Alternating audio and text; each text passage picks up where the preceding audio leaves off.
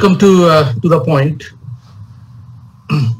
Our objective is to bring clarity to some of the topical issues related to COVID-19. So it's probably natural to ponder, we are getting enough media blasts from TV, newspaper, social media channels.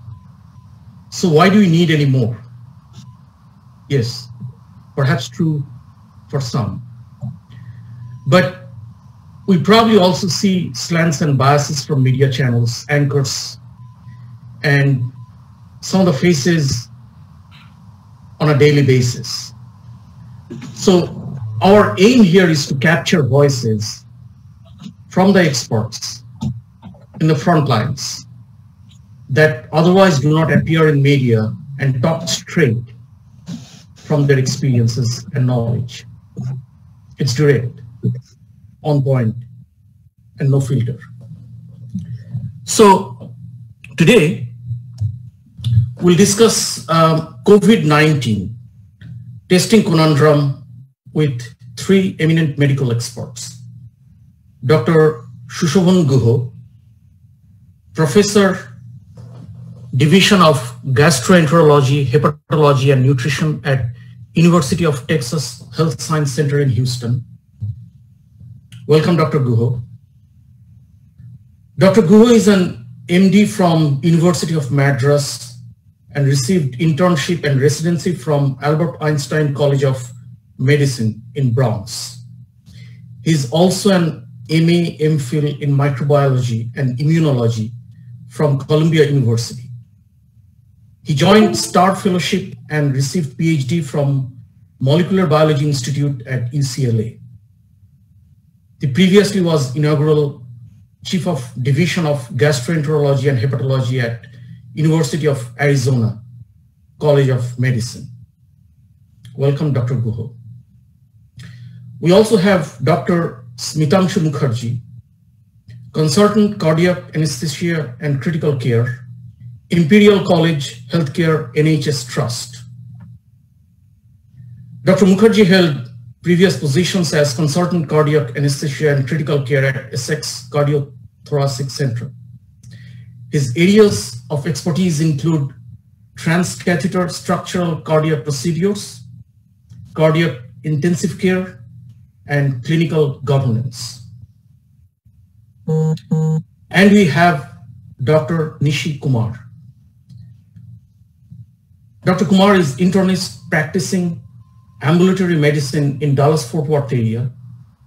She is board certified by American Board of Internal Medicine. Dr. Kumar graduated from Jawaharlal Nehru Medical College in Bhagalpur and completed residency in internal medicine from Jewish Hospital in Cincinnati. She's been practicing in many states for last 20-25 years in Ohio, Pennsylvania, Connecticut, and now in Texas. Welcome, Dr. Guha, Dr. Mukherjee, and Dr. Kumar. Thank you. Thank you. Thank you for having us. So,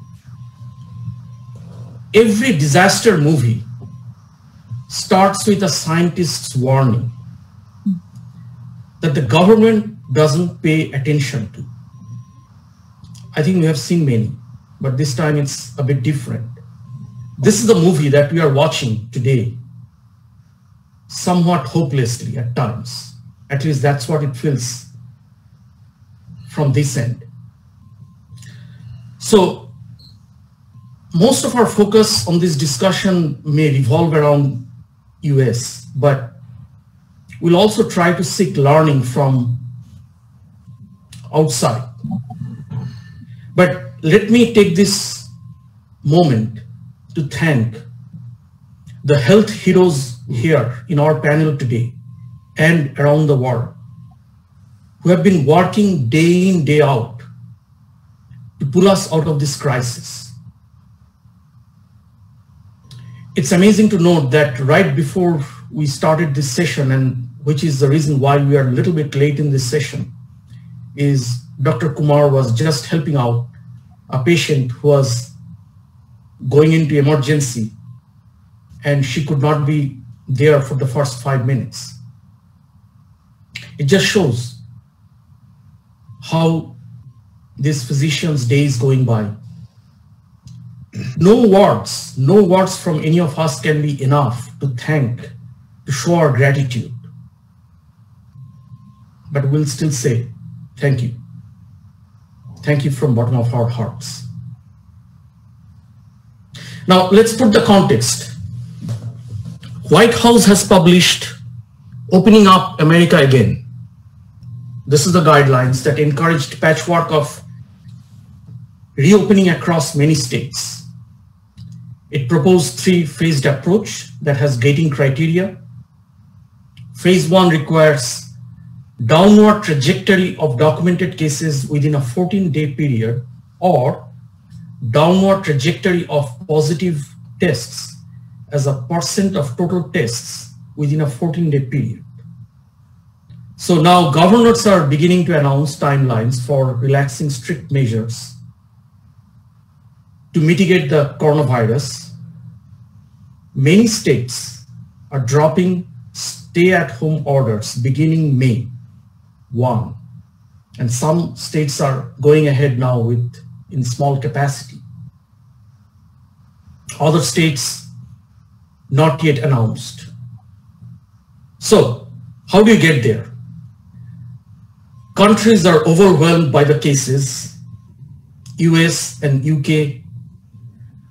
We don't have enough kits to test everybody. Germany, Singapore, some of the other countries who used to be able to test everybody can't do that anymore. Yet, countries like Taiwan, Hong Kong, Vietnam, South Korea, they have been testing enough. With less than 3%, tests are being positive. So they are not just testing people with symptoms.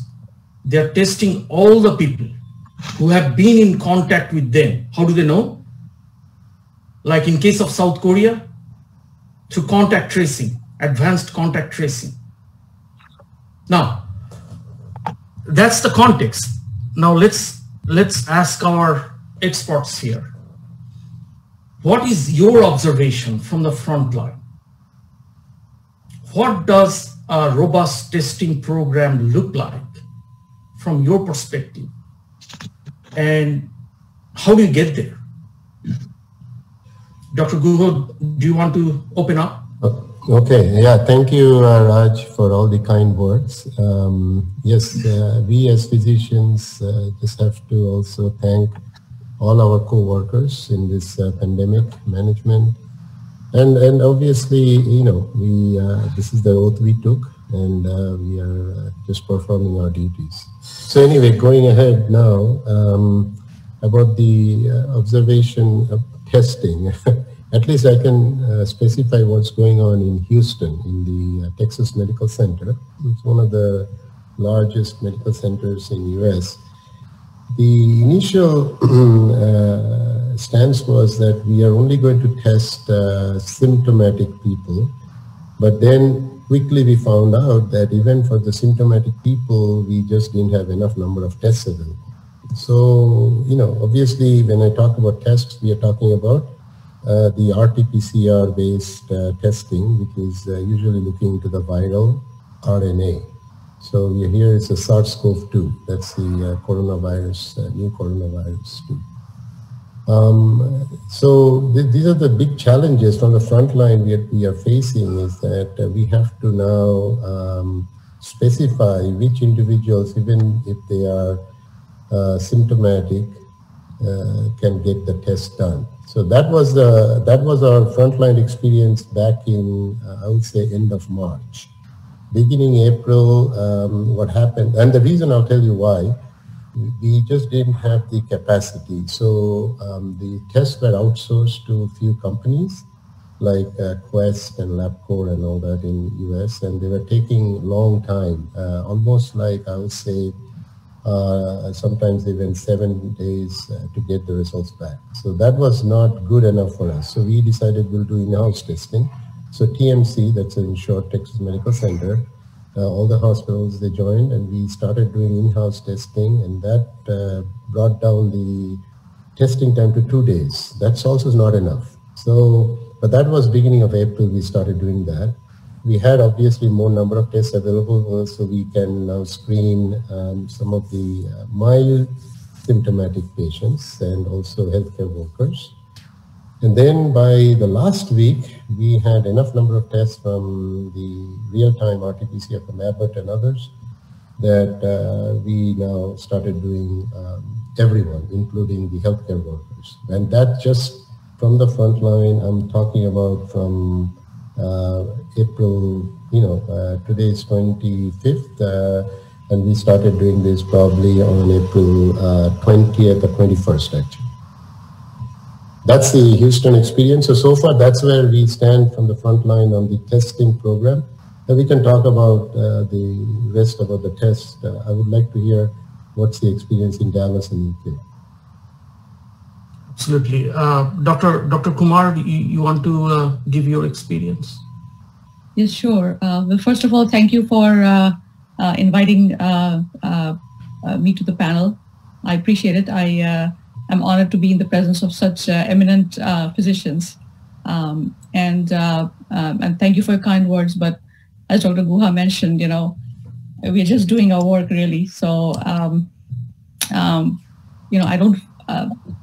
I don't feel like a hero at all. And I'm a community physician. From my perspective, tests, have not been adequate from the start, and that was probably because, we were still ramping up, trying to figure out how to address this pandemic. Nobody had ever seen anything like this before. So I guess in some ways we were caught off guard, even though, we had been hearing about what was going on in China. So similar to Dr. Guha's experience, we were initially testing only symptomatic patients, high-risk patients, not just symptomatic, but high-risk patients, trying to conserve the tests for people who really would fare badly if they were to have coronavirus, COVID-19. So that has still been, somewhat of the situation. There are lots of places in the county, neighboring counties that are doing testing. The problem with testing is, you don't know how good they are. So in an emergency situation, the FDA has approved many tests because, we don't have time to see how all tests do and how, what their sensitivities and specificities are. So that is always something that you have to take with a pinch of salt when you are interpreting any test results. Most recently, and we'll be starting this in my county, Tarrant County, and the neighboring Denton County where I practice, there are some antibody tests that are now available, and we're hoping that we'll get some, some more answers to them. But again, you have to be, you have to have the illness for at least a few days, 7 days, before the antibody tests can be interpreted in a reasonable manner. And again, we'll have to see how good they are. We are hoping for at least an 87% sensitivity, which is not very high. If you want a good test, you want to have something in the range of 95% sensitivity or more.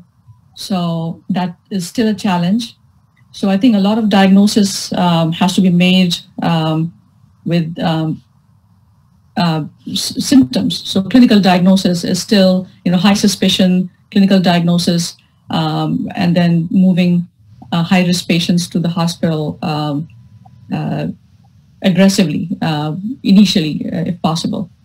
But you still have to wait and sometimes see how the symptoms pan out. So far, I have not seen a lot of testing in the community just because we are limited, but we are hoping that that'll change starting next week. We do want to come back to this subject of both false positive on the antibody testing scenario and false negative on the diagnostic test scenario, because that's going to be a very key subject. I do want to ask Dr. Mukherjee from UK's perspective. I think the understanding we had is UK was one of the countries who was staying pretty advanced, strong on the testing side of the equation. Then it kind of fell over time.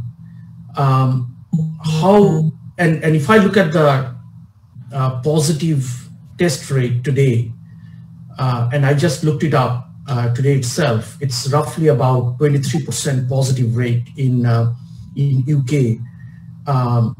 US is about 19% positive rate. Nowhere close to the best practices as we understand, anywhere between 3% to maybe 8%, which is some of the countries who have wrestled COVID-19 to the ground, at least to a certain extent. What is your viewpoint and what do you see from there? Yeah, thank you, Raj, for having me. Just very quickly, I will touch on the subject of being heroes. I don't consider myself a hero nor a god. So really feel a bit sorry for myself when I'm put on that pedestal. We're just doing our job like anybody else will do. So on that context, I will move on to testing. I've got a different position on testing. I understand testing has quite for a long time being used as a trophy. Like whoever tests the best gets a trophy. But I don't think so. Because it is what you do with the test results is what matters. Okay? And whom you target to test is also what matters. Now, testing anybody who didn't have any symptoms is absolutely useless. And that's why if you consider Germany, was considered to be the best in the business so far in wrestling down COVID, as you said, their test positive results out of the people tested is only 3%. But I think Germany has won the race on what they did with those 3% positive results. What other places are lacking, particularly United Kingdom, I think, is not that we are doing bad in testing. As you said, that United Kingdom was way ahead compared to many other developed countries where testing was done at a much slower pace initially, and UK seems to have fallen by the side. But what UK probably has done is that it has selectively tested, though be it very slowly. It picked up pace much later and still picking up pace.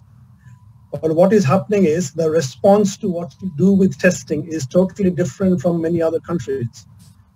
Like people who are being tested are being targeted. So healthcare workers, key workers, essential workers, who, if they turn out to be positive, will have an impact on the services. They are being tested quite rigorously. Vulnerable people who will have a severe consequence of the disease if they have it, and their family members, they will benefit from testing. What I don't see is a point that anyone who had a symptom should be tested. Because if somebody has symptom, they might as well stay at home, isolate themselves. At the worst, their healthy family members will get the disease, and by sheer probability, 96% of those people will get better. So I don't see a reason why each and everyone who has a symptom does need to be tested. And I think on that track of selecting people who should be tested, UK has done well. What UK has faltered is that what to do with the people who were not tested at the beginning of the epidemic. And we are facing the consequences, the huge number of deaths we are facing because of that, because we didn't do the testing properly at the beginning of the epidemic, when those tests could have led to contacts, and contact tracing could have led to elimination of the problems at the very onset. So that's my point on testing. So if I hear it right, then testing should be considered in conjunction with perhaps contact tracing, except the vulnerable ones and the healthcare worker situations, absolutely, those are all valid situations. But testing by itself, looking at by itself, may not be the right way to look at it. But I kind of want to see Dr. Guha and Dr. Kumar, how you react to that premise. Yeah, so let me mention, no, we talked about it. The problem in our Harris County in Houston and in Texas Medical Center had been the lack of personnel available to do the contact tracing. So initially we were thinking that we will be, and we were doing that. I mean, we didn't have that many number of tests, so we said, okay, we should just use it for targeted population and then try to do this contact tracing, isolate, self-quarantine. Unfortunately, here, I don't know, we just were not successful. We just didn't have enough number of people doing that, to do this contact tracing that Germany and other countries have done very well. We missed the boat there.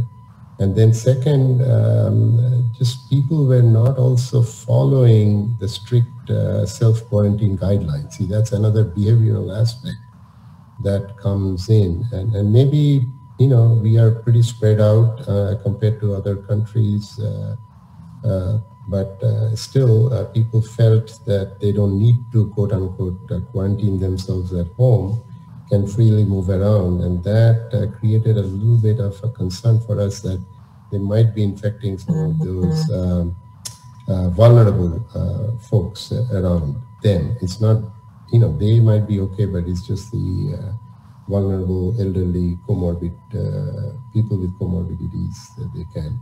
But I think it's a very valid point. The problem that, again, the same thing that I think Dr. Kumar was mentioning, that a lot of these tests are available, and we see, the specificities of the negative predictive values, they vary a lot. And just doing testing for everyone may not be a good idea. And what we started now, obviously, we are doing testing for, when I say everyone, it's like mostly people coming to the hospital. We are not going in the community and doing a community-based testing for everyone. These are all hospitalized patients who are coming in, and that's the strategy our hospital system took, that even if they are mild, not has to be, previously we were doing only for severely symptomatic people. So now the mild people are also getting tested. So that's where we are. But I get the point from the UK, and I've been constant in touch with my friends also there, and I think that strategy might be also pretty okay. It's just that we don't have that many contact tracers here. People to do that. That's the problem. Yeah, contact tracing is still evolving here for sure. I do want. Oh, okay. Go ahead, Dr. Mukherjee. Just very quickly, contact tracing at this stage of the epidemic is potentially it's absolutely impossible. Yeah. So contact tracing could have only been done when there was only a person-to-person spread, or maybe the first batch of people coming from China. Right. You could have traced contacts for them. But when it is a community spread, it is nearly impossible unless you use those technologies which, say, South Korea has used. Right. With your smartphone. But even then, they are fraught with lots of improbabilities and risks of having false positives, etc. So what I mean to say is the contact tracing ideally should happen only when there is initial few contacts, or from 0.0 to 0.1, or maybe 0.1 to 0.2. That's it. You can't do contact tracing when it's spread in the population like this now. Yeah, it's very difficult. I agree. Yeah, very valid point. We understand that technology companies are working extremely hard to get us there, but I think it's a very challenging problem with a lot of other issues, including privacy matters in place. I do want to come back to the point Dr. Kumar raised on the false negative and false positive side. Let me put one thing here that I heard from Andy Slavitt, who was the former CMS head in the US, and he basically said, right now in the US we are roughly about, if you take last 7 days, we are roughly about 1.4 million tests a week, and he basically said this needs to be ramped up, and we could go 3.5 million tests a week if we somehow resolve some of the issues, which seems to be somewhat befuddling, but over-promising from major commercial labs, or testing swabs are mostly from Italy, particularly Lombardy region, load balancing, some of the uncertain reimbursements from insurers. These have been cited as major issues. Of course, limited number of big machines which are need to make the tests. So given that context, and given the context of the false negatives in case of diagnostic tests, what are the observations from the field, and can you help us break that down, how we should take it all in, and what should one think once he or she get tested? Because I have heard personal stories where you have been tested, not once, twice, you came out negative, and yet you have it actually. So how should a person here think about that? Dr. Kumar, you want to go? Well, yes, and I do, sure. I did want to say one thing about contact tracing, is that, as there's been talk about opening up the, relaxing the restrictions and so on, it plays a role where, if you're able to, I mean, right now I'm not sure we have the capacity or the capability because we don't have enough people, boots on the ground, so to speak. It plays a role where you can isolate people and hopefully, reduce the spread, reduce the transmission in the community. The problem is we don't know how much it's in the community either at this point, because we have not been doing as many antibody testings or even the PCR tests or swabs because of limited capacity of those, limited availability of those tests, limited numbers available. So we were focusing on the highly vulnerable groups or advanced symptoms, so on. So the benefit of contact tracing may be seen when we are opening up things and more people are heading out. Of course, the guidelines say that we should still be doing social distancing. Even phase 3 of the government's guidelines suggest that. I recommend that. But coming back to the testing part that you asked, Rajvida, the thing with testing is this: if you are positive, you probably have it. There's more of a certainty that you have it if you're positive. If you're negative, then there's, depending on which test is being used, the false negative rate could be as high as 30%, probably more in some other cases, but it can be pretty high. So, one thing we do use in clinical medicine is, if it talks, if it walks like a duck and if it quacks like a duck, maybe it is a duck. So symptoms are important that, there. If you are negative, you could have a sense, you could have a false sense of feeling secure that, I'm not infected. We don't know, how many asymptomatic carriers are out there that are transmitting the disease. So I feel that even if your testing is negative, if you have symptoms, then obviously you should be doing all the social distancing, quarantining, all those things have to be done. But if you're pretty healthy and if you're negative, you should still behave as if you may have the disease, and you should also, still be practicing all those recommendations. At this point, I really feel in the pandemic, because I do not see the downward trajectory in any of the states that are opening up, relaxing their restrictions, that, even doesn't matter what the testing is, if the testing is negative, a false sense of security would be pretty dangerous. So, I feel that it has to be taken with a pinch of salt, discuss with your doctor. If you did get the testing, why was the testing done? Was it to ensure that a household member who might be vulnerable, might be exposed? Is that why the testing was done? Or was the patient, in fact, showing signs and symptoms of COVID-19? In which case, even a negative test doesn't guarantee that, that you're free of the disease. In fact, repeating the test is also recommended. So if, especially for hospitalized patients, if the test is negative, then you repeat it again in 48 hours, 24 hours to see, if that may have changed, and to increase the sensitivity of the test as well, I believe. But all these are very limited things, and things are still evolving. So I think as we get more data, we'll have more answers. But at this time, there's still pretty hazy areas out there.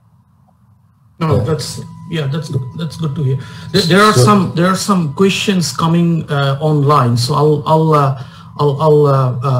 rattle off a few questions there. But Dr. Guha, you wanted to say something on this? No, just quickly. So there are two things about the testing. One is that we are testing the hospitalized, and as Smitangshu was pointing out also, that whether we should test everyone, like community-based testing. What we did was the hospital patients, though, as Dr. Kumar was mentioning, our sensitivity range was between 96 to 97%. It's not 100. And what we did also, if we think that, we are suspicious, we did a protocol where we do a test day one and then repeat after 48 hours. And a few patients have shown those positivities later. Sometimes these nasopharyngeal swab, the way you do, or oropharyngeal may or may not be always positive. So anyway, that's the part. Now, getting back to the community though, I think the UK, folks have been telling us, and we feel that it's a very valid point. At this moment, doing that huge testing in the community will be very difficult, and I don't know what data we'll find.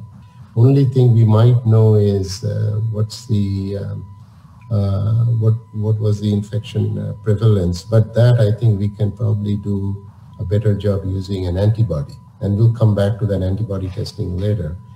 So I kind of agree that we can focus. I'm mostly in the hospital, so for us in the hospital we have tests, but right now the sensitivity is still not 100%. So that's where we stand.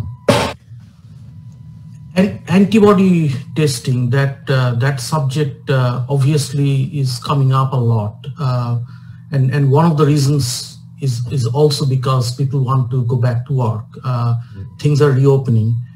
A lot of people who lost their jobs here, how do they go back? How do they actually go back to the workforce?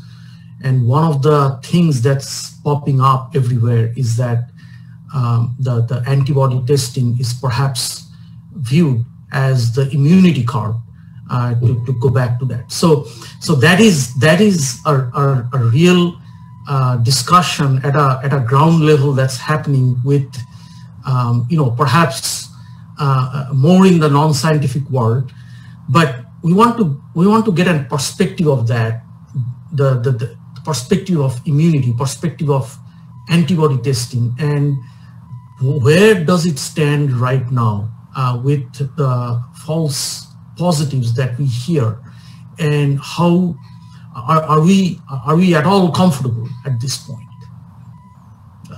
And Dr. Mukherjee, if you want to start off, and let's hear from everyone. Yeah, I mean, antibody testing was flouted as the game changer by our Prime Minister at one point of time. Mm-hmm. And he said that once the antibody tests come, we'll test everybody. We'll send kits at home. Mm-hmm. And we'll know what's the burden of the disease and how many people have got immunity. Mm-hmm. But I never thought at that time that things were so clear and well demarcated. It's not. It's very highly confusing and confabulated. In this area of science, in particular, 2 + 2 is not always 4. And what is happening with antibody testing is there has not been any clear-cut antibody testing kit which can be tested in the community and which can be scaled to such an extent that the whole population can easily use it and be reliable too. Now, many countries have actually bought Chinese-made antibody kits brought in from China and tried to use them. And when they were being tested, particularly in the UK, the Oxford group, they actually tested the Chinese kits. And they found that there was a huge amount of false positives and they were unreliable. In one set of the kits, they actually found coronavirus in the kit itself. So things are not that easy in terms of what we can do in terms of antibody. But yes, if we can get a particular type of test which can be scalable in millions, can be easy enough to perform at home, and is probably sensitive enough and specific enough, and that will be a game changer for sure. But at this stage, that seems like quite a distant future. Mm-hmm. But also, and on just carrying on that point a little bit, is that we can only draw the experiences from previous viral diseases, particularly flu types of diseases, where you have the flu once and you are likely to get lifelong immunity for that particular strain of flu. But unfortunately, we don't know much about the SARS-CoV-2 virus. And who knows whether that development of antibody is again good enough to sustain for a lifetime. And we don't have that information with us now. But coming to the returning back to work, yes, if you have IgG antibodies in your body, probably for this season and this year, you are probably safe to go back to work. But there is always a little amount of leap of faith attached to it. And probably governments, for economic sense, will allow that leap of faith to be taken by workers who cannot work from home.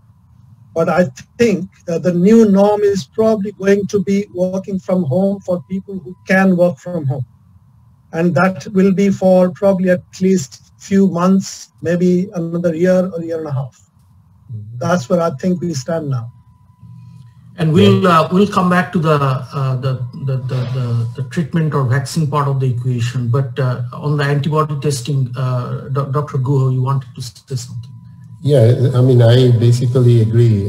So this is the problem we are facing with the antibody tests. Like in the US, we have over 90 companies that are marketing these tests. Only 4 got the EUA, the emergency use authorization granted by FDA. We tested a couple of them. The sensitivity specificities were all over the place, between 80 to 90% range, and that's not good enough. There are a lot of, as I said, false positive and negatives. The problem also with the antibody test we are looking at, there are 2 different types. One is like, okay, you get the infection-induced immunity. There are some antibodies which are basically telling you that you had the infection may not be the neutralizing variant, the neutralizing type of antibodies. So these antibodies last for a few months, as Smitangshu was mentioning, that you can be okay till the fall of this year, but then this antibody will peter out from the system, and the virus also may have a different mutation, who knows, and we have to start all over again. So this whole antibody testing also we have to be very careful about, like which virus we are testing and what for, the strain specific.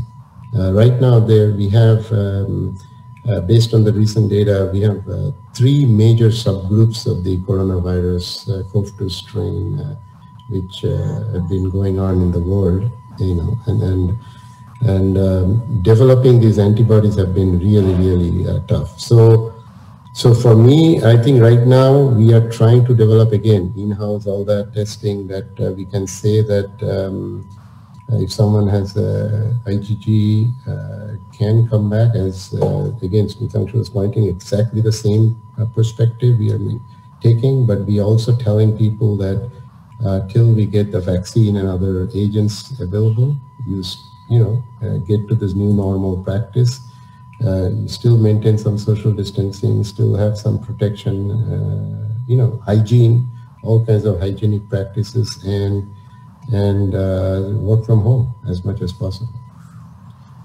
Yeah, we'll discuss a little more on vaccine. Besides all our efforts to kind of look at Lysol and Clorox as possible alternative as treatments, let me rattle off a couple of questions out there from our online audience. Yeah. Who are the test candidates? Is it a factor of your pre-existing health condition or the health condition of your household?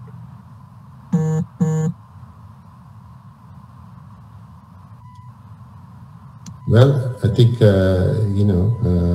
as Smitangshu was pointing out, obviously for me, as I said, I'm only looking at the people coming to the hospital, and if they have comorbid conditions, they will get tested.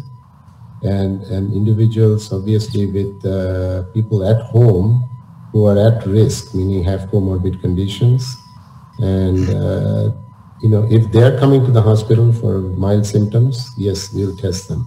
So that's where we stand. So the answer to the question, yes, for both. But these are all people coming to the hospital. If we are not coming to the hospital in the community, I don't have a good idea about the testing there, because we don't have that many number of kits here.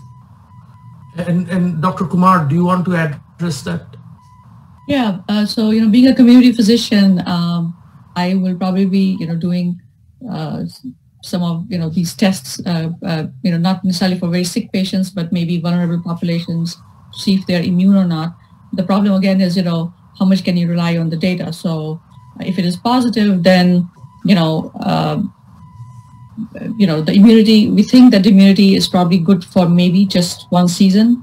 We don't know, maybe 5 months, 7 months, we don't know. We'll have to see.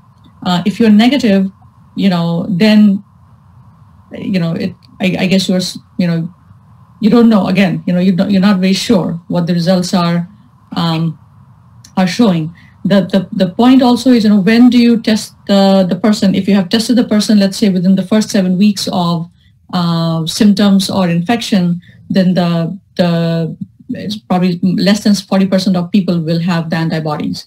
So then do we test them again, a week later or 10 days later? Because usually by 12 to 14 days is when you are likely to see the antibodies be positive, the IgG and the IgM. But again, you may have had the infection and maybe you won't, you don't show the antibodies because the test is not good. Does that mean that you're not immune, or is it a function of the fact that the test was not good enough? So there's still a lot of unknowns, even with the testing. And I guess when we get more data, and then when we get a chance to put one kind of testing against another, one brand against the other, we'll know more. Until then, I think it is safe to presume that anybody who can work from home should work from home. And if you are going back to work, then you are still following all the social distancing guidelines, the hand hygiene, wearing a mask. That's a must. Everybody has to wear a mask, no matter whether you are healthy or not, to not only protect vulnerable people, but also your own household to some extent. It's a lot of gray areas, unfortunately. Yeah, no, I totally understand. Dr. Mukherjee, from what you see from your vantage point in London, we understand University of Oxford is making progress on a vaccine. And if this goes well, then it's probably going to be ready pretty soon in the context of overall vaccine timeline that we hear otherwise in the US, which is a much longer time frame, anywhere between next year to several years out. What's your viewpoint from where you stand? No, I think, I will just add one thing. I know Oxford is leading the vaccine race at this moment, but this whole project is partly co-set up by Imperial College, my alma mater. So I'll just take a little bit of, not credit, but obviously just feel good. Also, regarding the vaccine, it is important to understand that though Oxford has started it now, probably ahead of many other places, there is already vaccine trials of other format being going on elsewhere in the world. And the Chinese are probably way ahead than us. And we, at this point of time, are disregarding anything Chinese. So probably we won't discuss that. But according to the predictions of the Oxford vaccine trial, the UK portion of the trial should be completed within 3 months. The results should be back. But having said that, that doesn't actually finish the job, because I think the plan is that once the UK part of the trial is done and is successful, it will probably be put on to trial in some of the African countries. Possibly Kenya is one destination that has been suggested.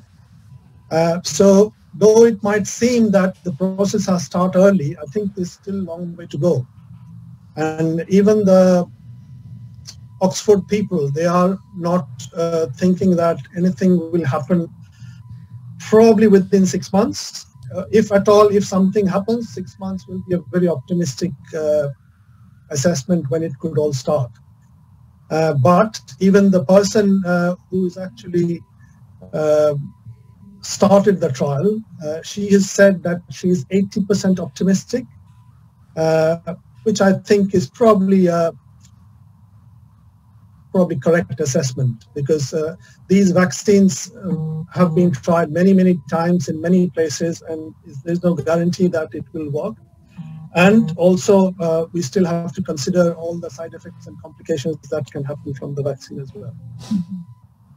So that's where we stand at the moment. Sorry.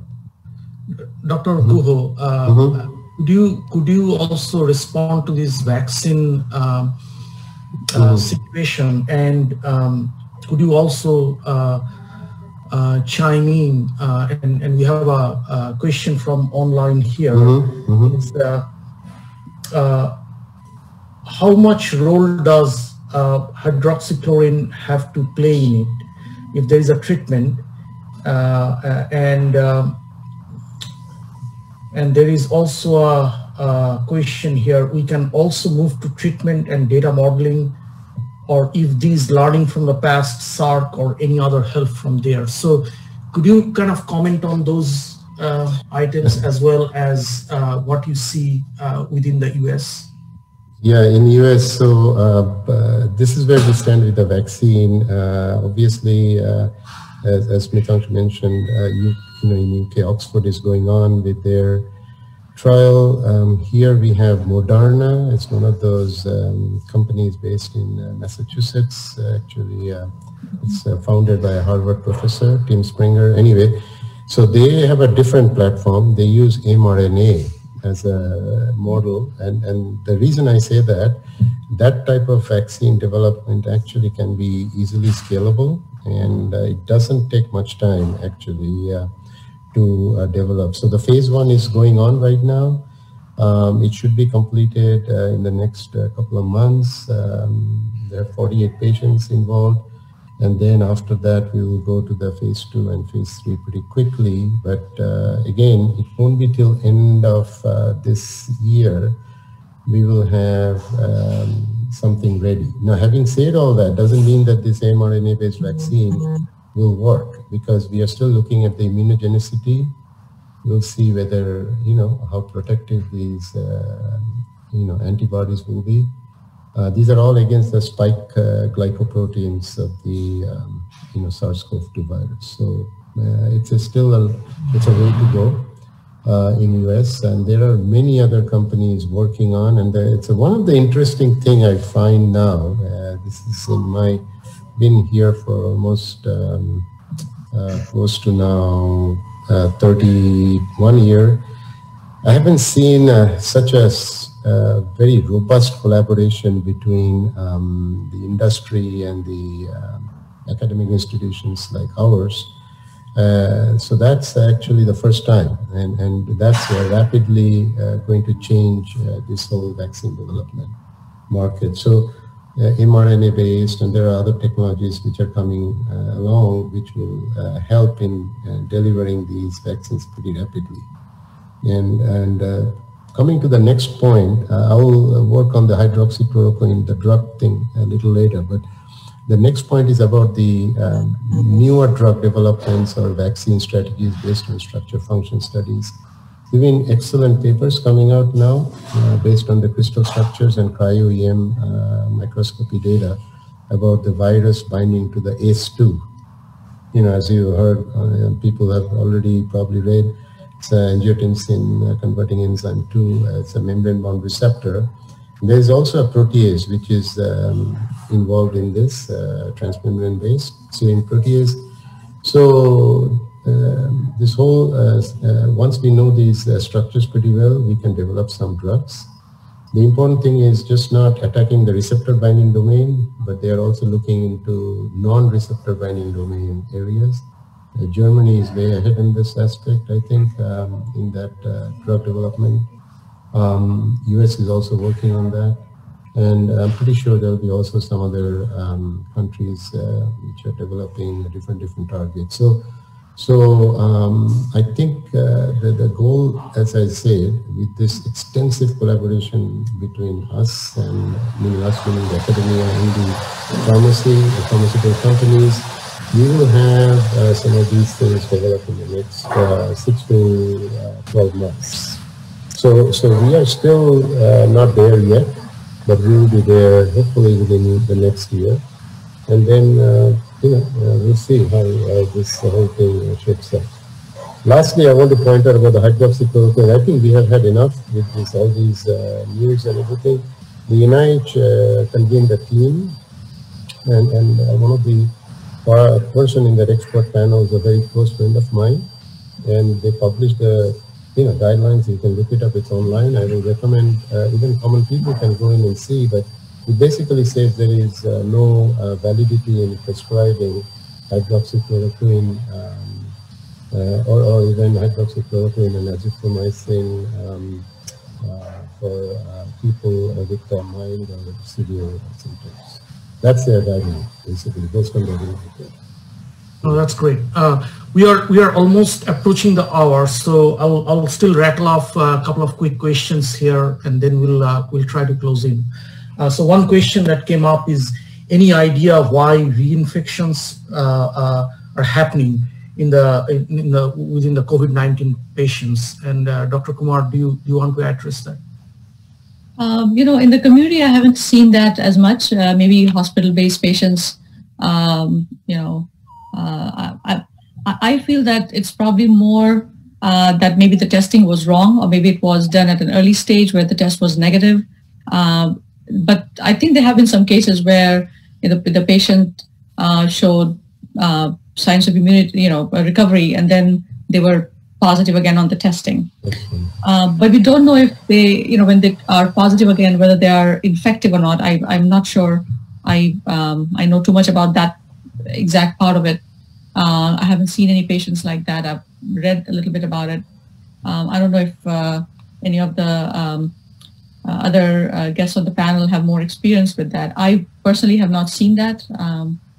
Okay. But maybe Dr. Guha has, being in the hospital, I don't know if you have, or have you? Yeah, so in the hospital though, we have seen patients who were initially negative getting later, but that's nosocomial. Because our hospital has been a COVID hospital, so we have been taking care of a lot of COVID patients. So that's a nosocomial, but I don't know whether that's true in the community about getting the reinfection, unless the patient traveled or, came across another person. It may be, again, we'll see what's the experience in the rest part of the world, but sometimes we talk about also, how this immunity, developing, right?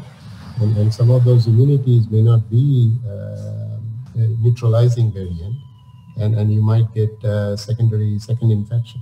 So, Okay. A question came from Mumbai.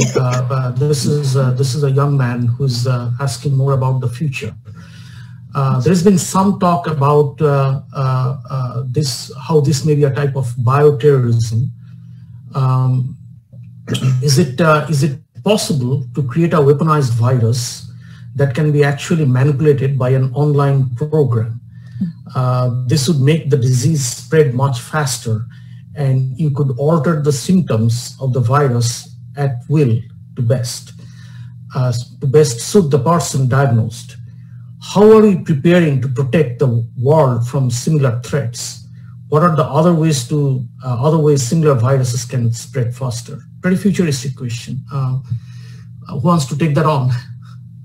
Well, I want to say something, I don't know if we have to weaponize the virus. It's doing it all by itself. It's pretty capable of, creating havoc on its own. I don't know if, we can program the virus. I guess that is a very futuristic thing. The rest of the panel, maybe has some... Yeah, Dr. Guha, you wanted to say something? Oh, yeah, go ahead, Dr. Mukherjee.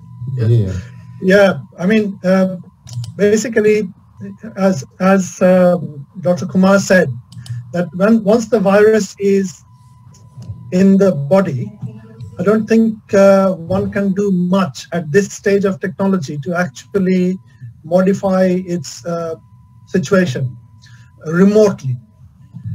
But modifying viruses has been going on for many years now, and a virus can be tailor-made to be used as a bioterrorism weapon, that's for sure.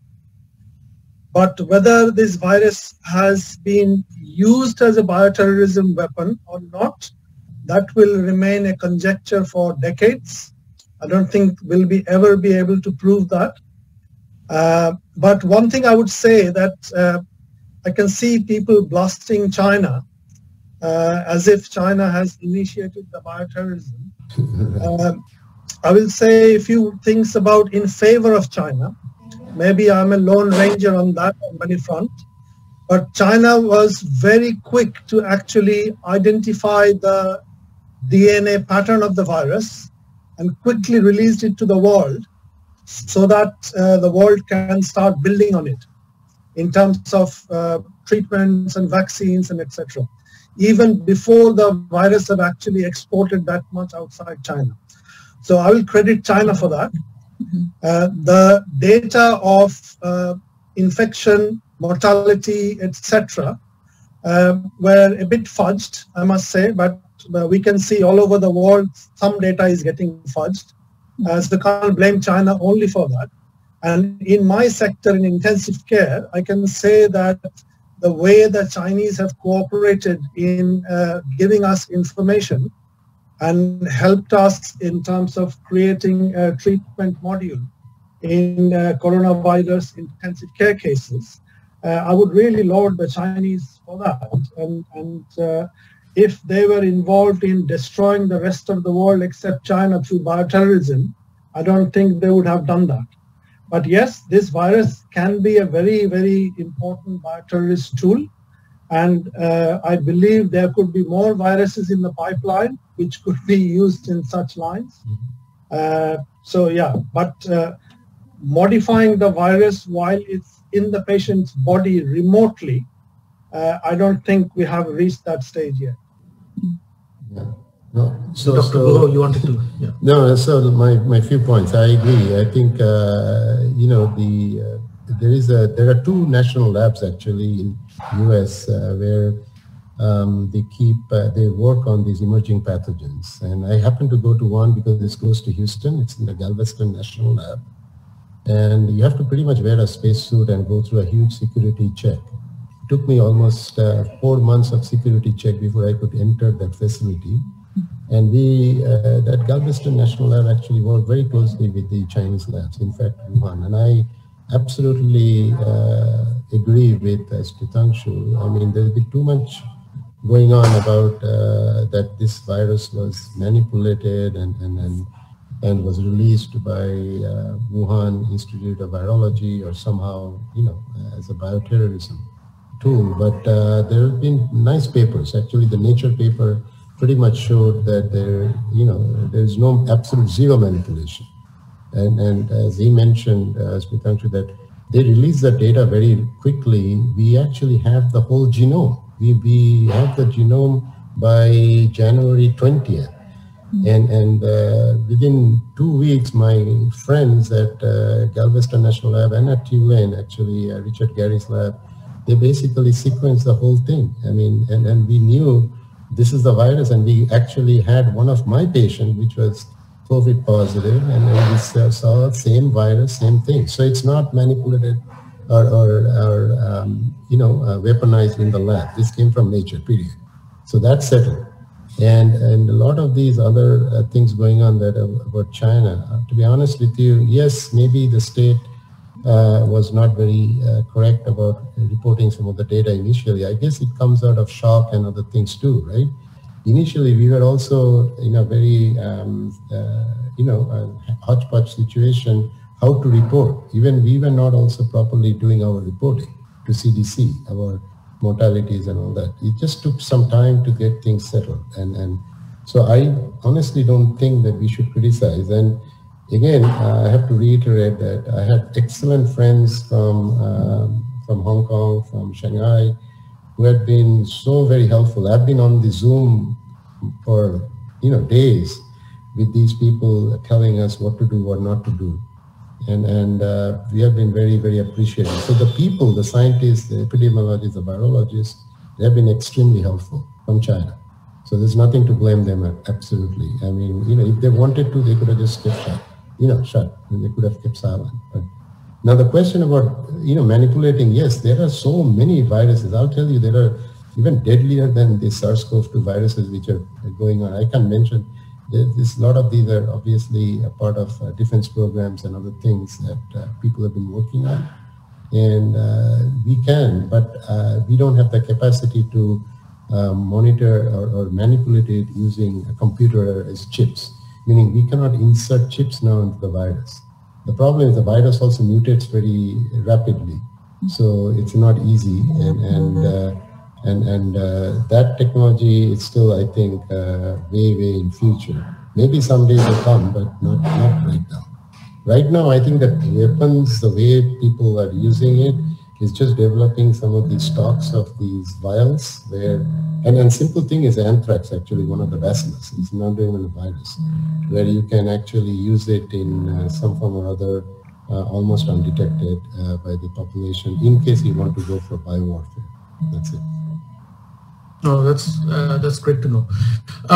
We are almost coming to an end. There is one very, very pertinent question from folks like us who are kind of trying to figure out where to go from here. And one question that comes up always: we wash our hands, we avoid touching our face, but food seems to be like considered safe.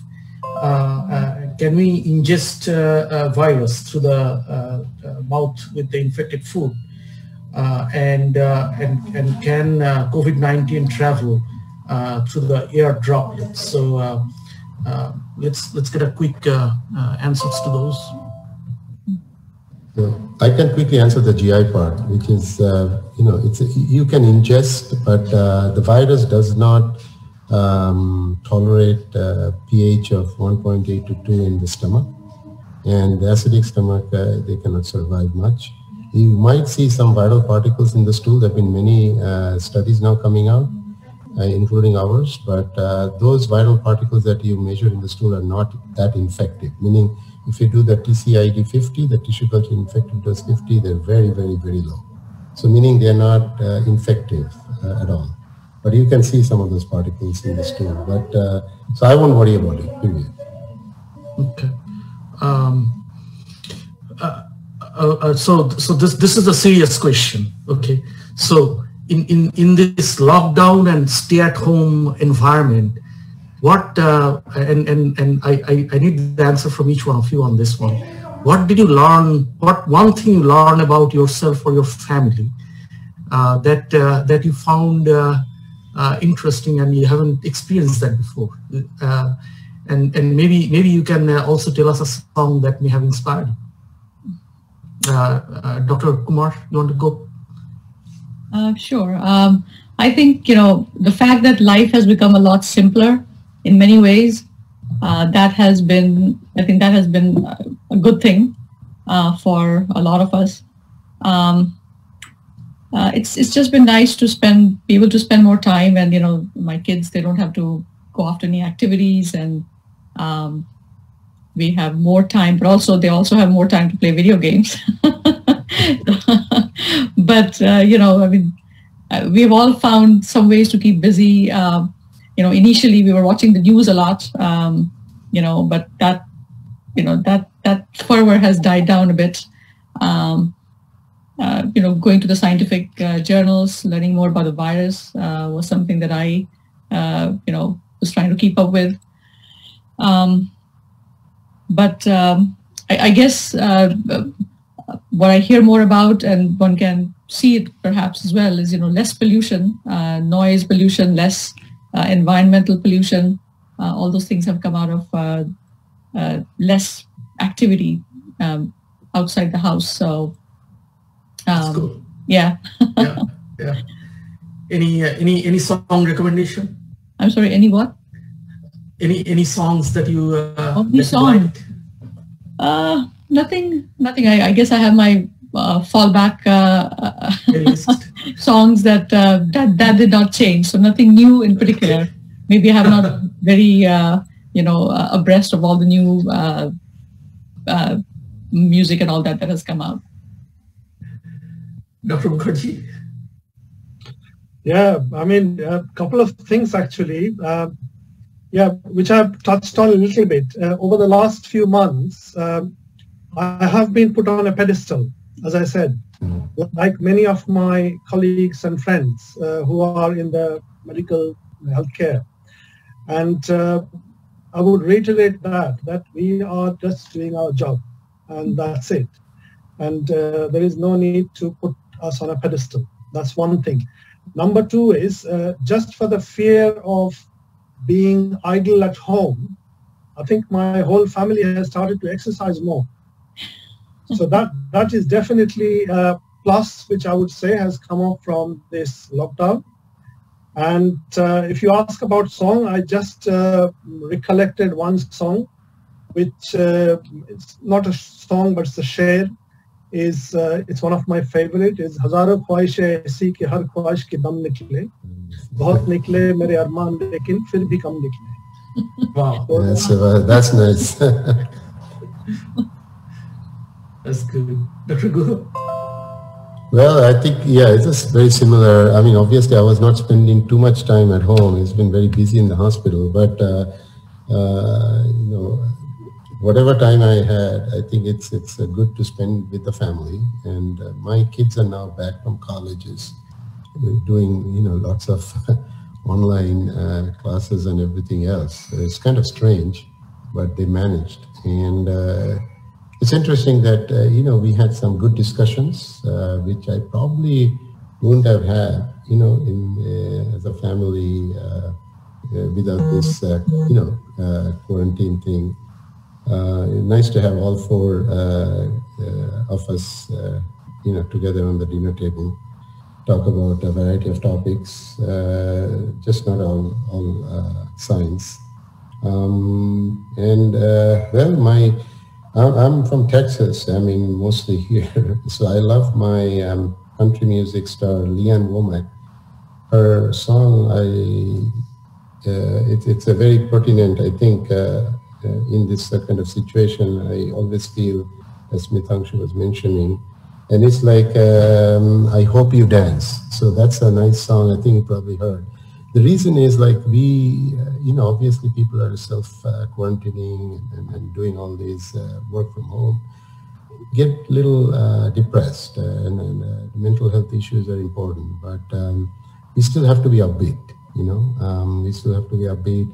We don't have to, you know, go out of your way, but at least this, I felt that this song kind of from Leanne Womack pretty much points like even, you know, isolation, you can still do activities, you can still have your life, you know, and continue with it. So that's a key, and keeping the mental health in this situation intact is very, very important. So you can, I love this song. I love this song. I hope you dance. Yeah, I hope you dance. Terrific. I don't know how to thank you all, but sharing some of your advices and talking straight from your heart, and really taking the time out for us. I think that's been terrific. We are learning every day, every hour, to that respect. There are many other questions that actually came through that I could not put forward, but I'll go through them separately on the Facebook and otherwise, and I'll probably send them out. If you have, if you get any time, just make you know, give a few notes on that. That will be fantastic. One or two last words from each one of you before we sign off. Dr. Guha, starting with you. No, I mean, as I said, I mean, we you know, I mean, we are very happy to contribute. We are doing, basically, as I said, I took the Hippocratic Oath, doing our job.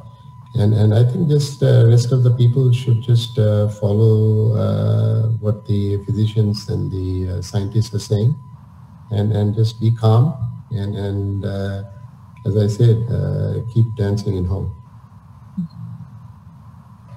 Dr. Mukherjee? I will say that Americans, when you vote next time, be careful. Yeah. Dr. Kumar? Well, thank you for putting this together. It was really great to hear the other panelists, and you know, it was a great forum. Thank you, Raj Bhattacharyya, for doing this, and for everybody out there, you know, stay healthy, stay safe. You know, follow the guidelines set up by the scientists and experts who are telling you to follow certain you know, recommendations, and spend time with your family. And we find out that the simpler things in life really matter a lot. And you know, going back to basics is always you always learn something new. And so I'm, very thankful for, my family, friends, and, all the workers who are doing essential work out there, from postal workers to the police and everybody else, and a lot of, love and respect from the community at large, a lot of kindness being shown, which I think, it's amazing. As human beings, we have caused a lot of havoc in the environment, but I think when it comes, to taking care of each other, I hope we are also able to rise to that occasion and take care of the community and each other, and just stay safe. Thank you. Thank you. Great words from all of you. Really, thank you again. And we're going to close the session, but we hope to come back and talk about impact of COVID-19 on another setting. Thank you so much.